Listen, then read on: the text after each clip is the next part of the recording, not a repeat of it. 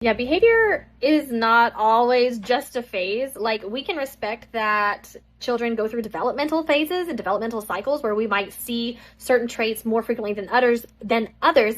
But when a behavior kind of is outside of its developmental range, or it becomes chronic, persistent, it's no longer just situational, then it's kind of becoming a pattern, right? And parents usually notice the difference, or teachers usually notice the difference before anyone else, because you see the kid day in and day out, and suddenly you determined something is what's creeping up and now it is here. Especially someone coming from special education. I taught for 15 years, and half of those years were with kids with ADHD, autism, pathological demand avoidance, cognitive disabilities, and other sprinklings.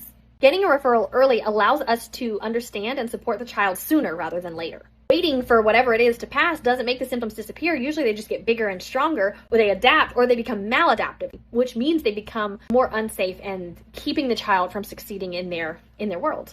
And I also want to offer a reframe that I definitely had to learn whenever I was teaching, is that especially with neurodivergent kiddos, like, we are not trying to correct the behavior. Rather, we shouldn't be trying to just correct the behavior. What we should be trying to do is understand the function of it. Where is it coming from? Something like nail biting, for example, is usually regulation. The nervous system is trying to manage tension or anxiety or sensory input. And if we stop the behavior, or rather, if we ignore the behavior, then it goes unaddressed, right? And it's going to get worse. Whatever is feeding it has never been addressed. If we try to stop the behavior, then we don't give a new outlet for whatever was causing the behavior in the first place. So that's when we teach a replacement behavior, right? But in order to do that, we have to understand the function of the behavior, why the behavior feels like it needs to occur in the first place. What is the body? What is the brain? What is it looking for? What does it need? And when we support the need and guide safer alternatives, then the behavior loses fuel. It does not have to occur anymore because the need is being met. So early identification is super important.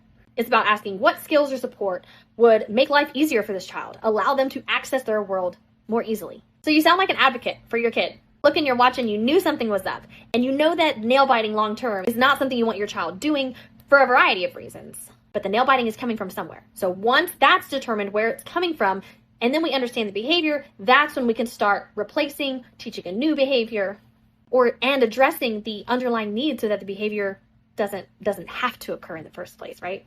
And kids do better when we know better, and when we understand why this is happening for them as opposed to just what is happening.